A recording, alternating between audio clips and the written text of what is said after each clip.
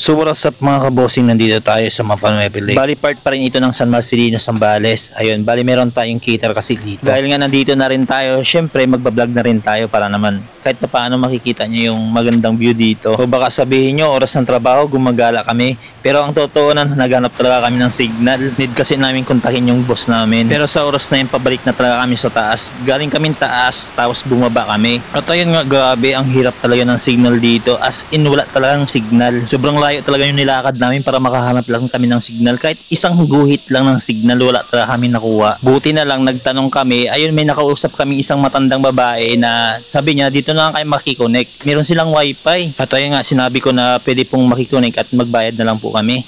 Ayun, sobrang bait talaga ng babae. Hindi talaga siya nagpabayad kahit inaabot namin yung bayad. Fast forward na nga tayo mga kabosing. Bali tapos na yung cater natin dyan. Bali nagyaya nga si Kuya Joseph na gumala tayo at makita yung simbahan na lumubog. Tapos ang galing lang, hindi mo makakalain na mayroon pa palang isang barangay dito na maraming nakatira talaga.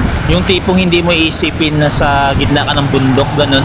At ayan nga mga kabusing, kasama na natin si Boss Yuri dyan. Naisakto yatang umuulan yung time na yan kaya wala silang pasok. Alam nyo naman hindi pa paulit sa galaan yan.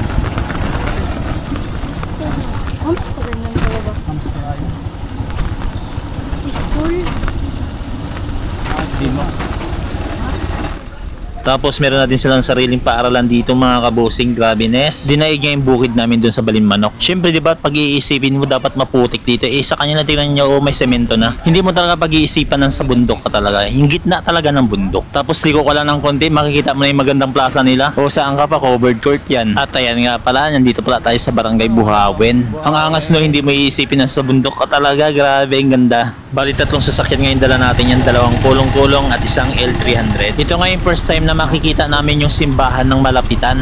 Nandito naman na kami kaya pinuntahan na namin. Yuri, bisa mo.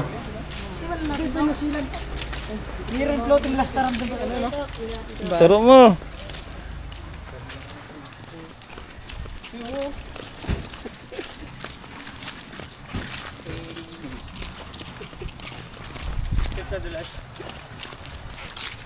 Ganda ng view. Taas.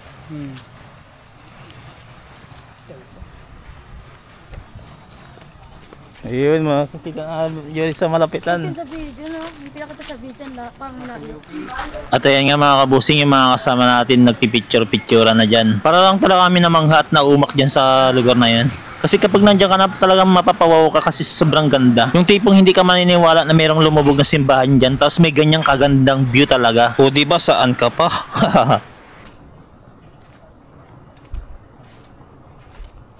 Dito tayo. Yung kalamansi niya kinain ng kumbay. Bubantay doon siya.